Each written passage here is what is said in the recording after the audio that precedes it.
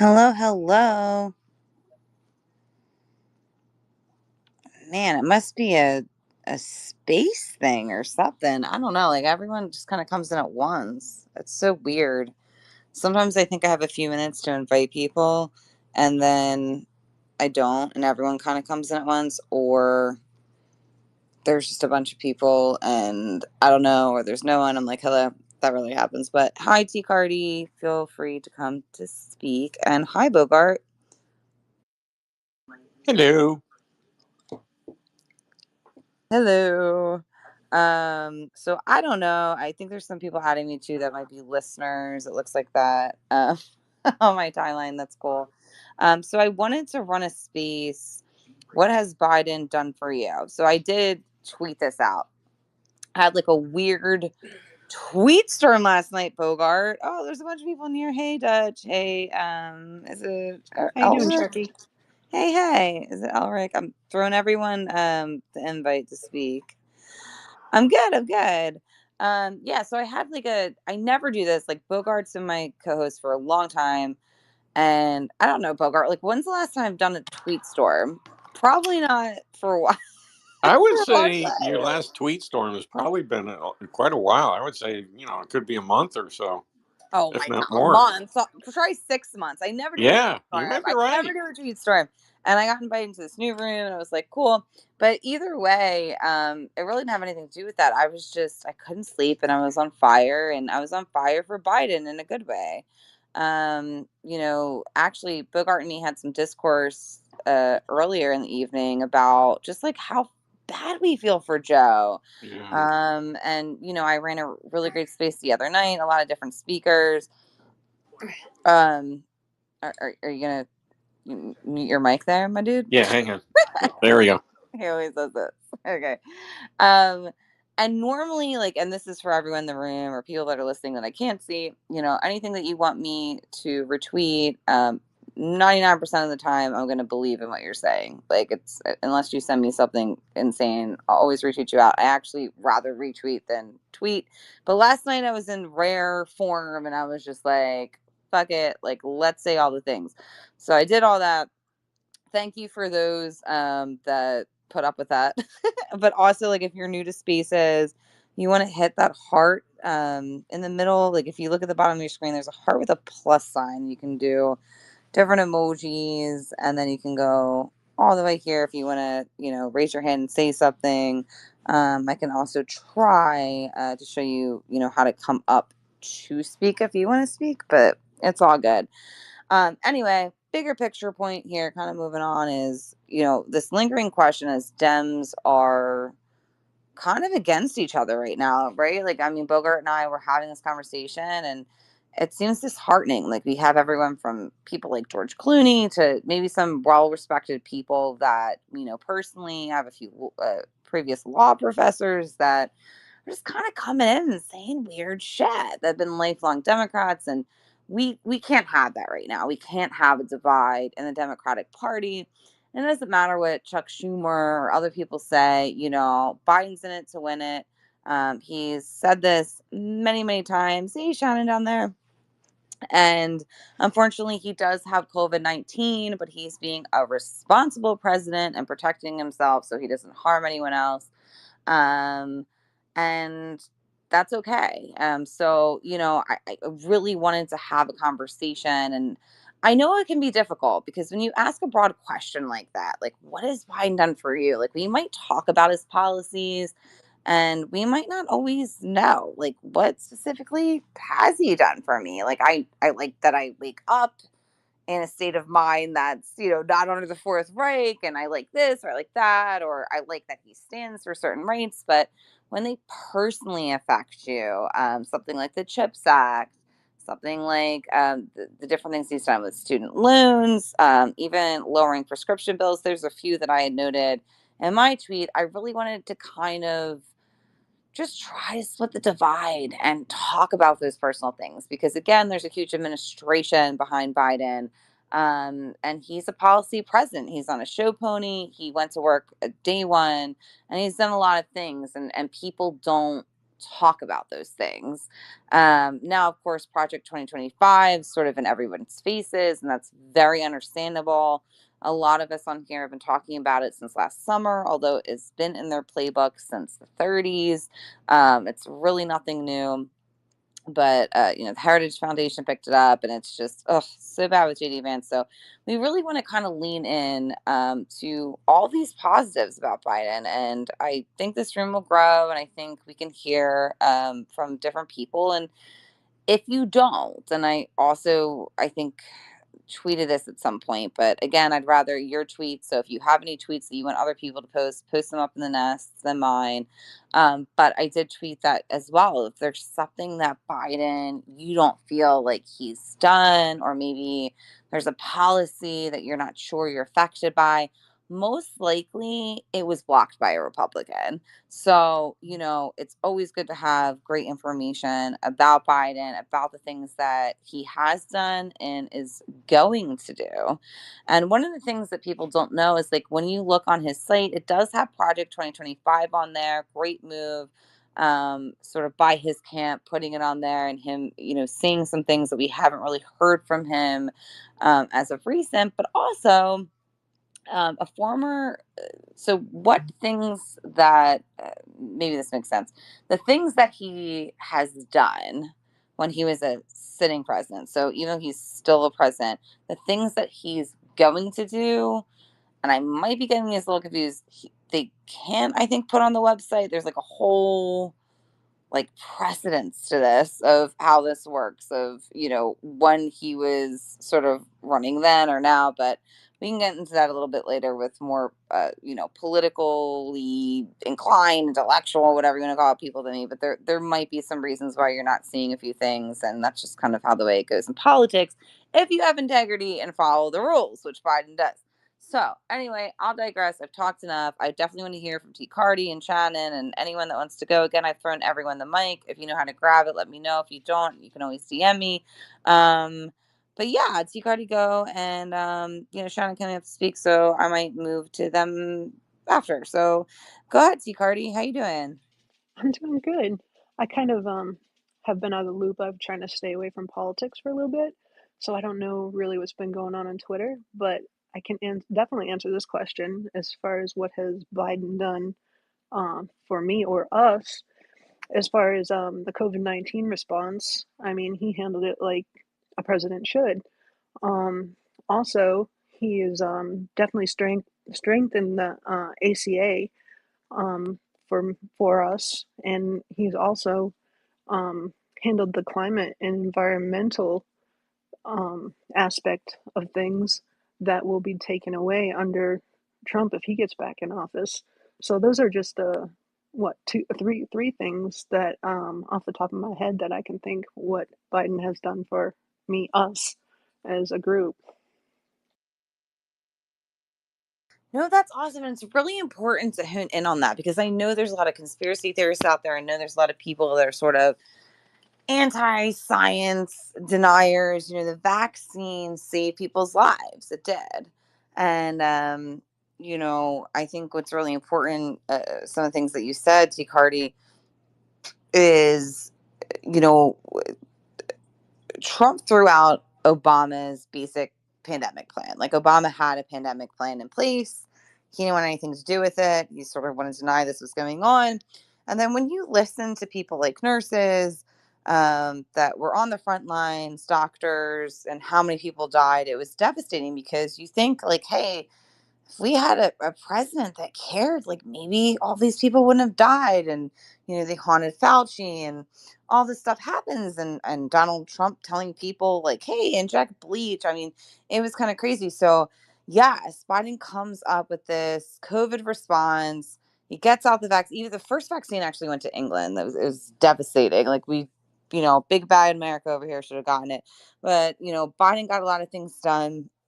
And sometimes I think whether it was Biden or Hillary, obviously it was like Hillary versus Trump, but man, how many lives could have been saved. So that's great. And it's also important to reference that because he also, put mandates on. Like, you can't go out without um a mask on. He's still taking it seriously now at 81 years old, when the right kind of fight back at you and say, wow, Trump took a, first of all, he didn't take a bullet. He went golfing the next day.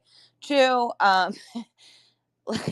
like he cares, if Trump had COVID and God forbid infected someone that could die or, whatever, like he wouldn't care, where, Biden takes this seriously and he sets that again precedent. So thank you for saying that, C. Cardi, and the other things that Biden's done for you. Go ahead, Shannon. Well, not me personally has he done for, but what I like to see that he's done is all the stuff he's done for the unions.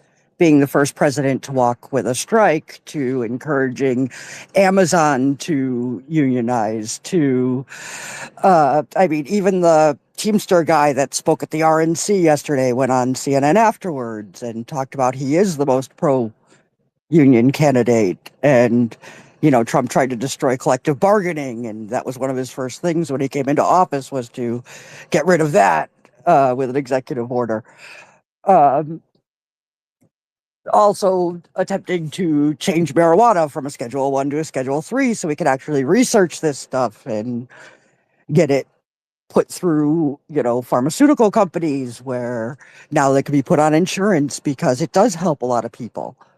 Um, and also, deregulating it would be a big step too. And those are things he's done this year. Um, I'm also happy with, you know, we have more oil production in the country than we've ever had. My gas prices, in my state at least, are down to pre pandemic levels in 2019. I know he doesn't specifically control them, and most of our oil doesn't go to gas in our country, but it's still good. At least those are the things that I focus on. Yeah, no, and they're all good points. And I think, just kind of picking back on T. Cardi, these are important things people have to see. And a lot of people say, like, oh my God, and I'm still fighting them. Like, this is why I locked my profile after space. Like, I can't deal with these maggots, these crazy people. And you don't know. And some of them aren't bots, man. They're not bots, but they get you. You want to say shit. And you're like, This guy keeps talking about Muslims, and it's so irrelevant to everything that's going on in our country. And he keeps like tweeting me. I guess he lives in the UK or something. He's like dating these few things that have nothing to do with what we're talking about. So, I also schooled him on the Constitution, but either way, these are important to bring up because unions are important. And even if it doesn't directly affect you, like I had two friends that happened to be very positively affected by the CHIPS Act. Talk about what the CHIPS Act is. And like I said, like I know a lot of us come on here, we're like, "Ooh, we love Biden for, kind of what he stands for, whether it's social issues, different things like that." But it's like, yeah, what did he personally do for me? But you might know someone that he personally did something for. So when you're talking about these things, like you stated, Shannon, they're still important. Like I included that in what Biden did for me. He lowered prescription costs, and also for my mother who's on oral chemo for the rest of her life. So my friends that in the manufacturing industry that were affected in a positive way by the CHIPS Act. Like it's still personal, you know. Some things he did personally for me that were, where he tried and were blocked by Republicans. So I get that it seems all encompassing sometimes because people want to be like, well, what? Like, show me the gas bill. But we know that even though reducing oil, gas directly has nothing to do with the president. So when people, complain about inflation, they complain about, I mean, God, I think I had someone talking about Nixon and freezing food. I was like, huh? I mean, this is like a MAGA. He's like, Nixon froze 1.9% of food. I'm like, what are you talking about? So it's important to, like, when you rebuttal, if you want to, you probably shouldn't, but if you want to, there's always facts behind it. There's always someone that fact checked this from an unbiased source that can give you those sources. But I just happen to know it's not affected by the president. These are corporations. When you let a pandemic get out of control, inflation happens. And he has been giving us jobs back, trying to lower things. It takes time. You don't just swoop in and get it done. You can't tell corporations what to do. So in my state, gas is very low, but that was never my, bigger picture issue, right? It's kind of like this spew about illegal immigrants.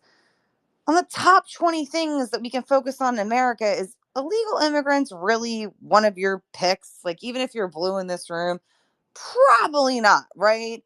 It's just not as important as all these other issues. Because if it was, Biden probably would address it in a different way than Dump's addressing it. So, I just think it's important to kind of look at things collectively, but also have discourse and find out, details and stuff like that. So again, this isn't a room to tell you, hey, I'm going to tell you 30 great things Biden has done. You can read that on his website. You can break down the policies. You might even be surprised. Oh, hell, like, I don't know this policy affected me. I didn't know Building Back Better. I'm kidding. There's a woman named Building Back Better who's brilliant, but Building Back Better affected my city as much as it did. Y'all, we got a major part of our highway, I-95. Yes, expands multiple states, but here in Philly, in 12 days. And there's still expansions and things that he's fixing in lower income neighborhoods that you wouldn't know about, but it's a part of his policy. So, when something goes down, right? Like, you hear this on the news all the time. Like, there was a bridge that broke. Oh, Biden, how you fixing those bridges? Like, things happen, but the things that are missing are things we don't talk about. We can talk about the CHIPS Act. We can talk about what he did for the LGBTQ community and trying to put an act together about like, there's so many things there, but we kind of got to dissect it. So go ahead, Shannon. The thing on the illegal immigrants that I found interesting was when Trump came in and he started his whole war on the immigration. Of course, we started seeing the big problems in agriculture, with Florida losing, you know, field workers, not being field workers and construction, uh, not being done, especially with what DeSantis has done in Florida with, if you knowingly transport an illegal, you're going to jail too. So, but Biden doubled the number of HB2 visas, which are basically farm workers, construction workers that come over the line, um, to help with that. Whereas Trump wants to cut that, which I find ironic because he uses illegal immigrants in his Mar-a-Lago. So I liked that as well because Americans don't want to do those jobs and we suck at it. There's been studies on it, and I know they did one in California and they hired all American workers and only 2 made it to the end of the season, out of like 500. And they didn't do the same quantity that people coming in on the visas did. So they're not really stealing our jobs. They're doing jobs that we don't want to do. Not saying that they should be illegal, but we definitely need to expand, and Biden's addressing that. Sure. And I think the thing is, why I hate the term illegal is because they're doing it in a racist way. When Absolutely. it says illegal, they're specifically talking about Mexico. They're not encompassing anyone that's illegal in the United States. Now, yes, is there, a higher number? Sure. But they're also not really looking at statistics. And I did a deep dive last night because I was just really angry about this. And I also made a tweet about this where I said, ask MAGA a few things because this wall is not new. How much money did it cost the United States to try to build a wall that's not there? Ask them that. Like, how, they're always about money. Ask them how much we lost. You could even go further into, like, how much is it going to cost to rebuild. Also, and I left this out, talk to, like, if you know someone in border control, believe me, it's not as easy as you think to get over into the United States. And that was actually my third point is most people that are illegal don't come over the border. They come from ships, they come from other ways. So, again, it's this sort of like, hey, there's this mass wall, we can't jump. Like, that's not directly what happens. And then two, ask them, well, why is it being rebuilt? Why did it fail in the past? Because there was an attempted wall under the George Bush, I believe, administration. I think even Bill Clinton, somewhere that got a little fuzzy. Why didn't that work before when we see people like Obama that ran? What is there? Like, I think if you handle things, they might get a little crazy and you might want to have that kind of punchline back. I believe me, I do. But you want to ask them the things that they think they care so much about. Because again, America is suffering and they don't even realize it, but they're so worried about people. Like right now, like, are you guys serious? Who would want to come in? I mean, honestly, like, we're a fucking shit show. But either way, they have a worse life in Mexico. And it's not just Mexico, but in general, we're supposed to be the land of the free and the home of the brave. And we have these aspects of the American dream that are still there. And to Shannon's point, absolutely. A lot of illegal immigrants do take jobs that no one wants. And they can't get certain things that we are guaranteed as American citizens.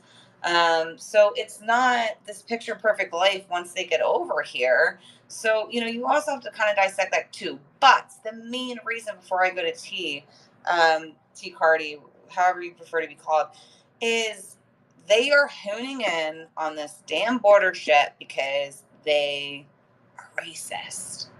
That's all. If this was a border between, let's say, Hawaii, or actually that's probably a bad example. Canada. I don't know, Australia, whatever. I mean, it wouldn't be the same thing. So, they're being racist and they're being hypocritical. Like, Donald Trump has a foreign wife, so does JD Vance. And even though you can say, well, they're legal immigrants, they went through this whole part, and it is hard. It's very hard to be legal in the United States because the shit that they have to know is stuff that we forget from history. It's a very, very hard thing to pass. I have to know that because my sister-in-law is from Venezuela and studied very hard and actually could probably school me on some things. But at the end of the day, this really wasn't this hot topic until Trump took it over because he knew he could win with his base by being racist. So I think it's okay to call it what it is. I think if these weren't minorities, it would be a lot different story. But that's my personal opinion. I'll digress. T was next. I'm sorry. Do you prefer to be called T Cardi instead of T? I'm sorry. I like to shorten things. I'm weird. Do you want to be called T Cardi? No, you can call me T. That's what I was called growing up. I love that actually. Okay, cool, awesome. Your little dog picture too. Is that like a Rottweiler or That is it is a a Rottweiler? blue healer. Oh, okay, cool. I just happen to like Rottweilers, but awesome. Okay, That's T, one dog I haven't had. awesome. All right, T, go ahead. Then we'll go to Terrence. I concur with you on that is all they're doing is being racist because, I won't say illegal immigrants because I think that's racist. I'll say undocumented or unauthorized because, you know, it's just rude and racist. I mean, my family is, from Europe. I'm Italian. And, I look at my ancestors and they came in through Ellis Island, before in the 1980s, it was the Europeans. We were bad. We were wops, without papers. And now they've moved on. Now it's the Mexican border, Now they're the undocumented people. Who's next? Who's going to be the villain next? That's how I look at it. It's always going to be someone, right? I don't know.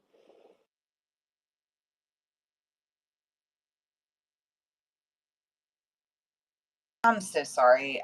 I'm listening to everything you're saying, but I'm multitasking because I'm just blocking this guy from the UK that's completely Islamophobic, and I'm just so tired of listening to him. So I listen to everything you say, but he's now retweet. I'm like, fuck you, dude. Like, let's get over this. But yes, and I agree. Like, you should say undocumented, but at the end of the day, the word illegal, like illegals, it has that ick. They want it to have that ick, that, oh, you're dirty, like you're illegal. It's so disgusting because just like someone said, maybe it was Shannon, most likely there is undocumented workers working for Trump or has. And, at the end of the day, it's not so much when people try to start a new life in this country, it's also the fact that it's it's a racist thing because they don't tend to mention any other, like they don't mention illegal Canadians or illegal this or that. Like, it's always about, do you live in a border state? And that's why I think it's important to talk to, if you know someone from a border state, the actual border patrol, because just like with my shark activism, I go to the Coast Guard. I want to know what's really going on. We can't trust the news. Like, where are these facts coming from? So 10 toes down for UT. And I like that you reminded the room too of saying undocumented. Definitely prefer it. But at the same time, I think, the way they're doing this is despicable. And that's their whole sort of like a bigger picture point of their campaign. I mean, apparently Donald Trump said, hey, if I hadn't turned my head because he was talking about illegal immigrants for the thousandth time ever, he wouldn't have, or he would have, I guess, got a bullet in his head. So, it's all kind of eerie. But again, we kind of have to stay focused, but definitely great points. Thank you, T. And also thank you for being in the room. Go ahead, Terrence. Hi, Sharky. I'm driving home, so hopefully people can hear me because the thing always goes crazy when I'm on 5G and I'm driving in different parts of Florida. But I just came up specifically up to echo what you and T were saying just now. Number one, Paul Krugman wrote an article a couple of months ago where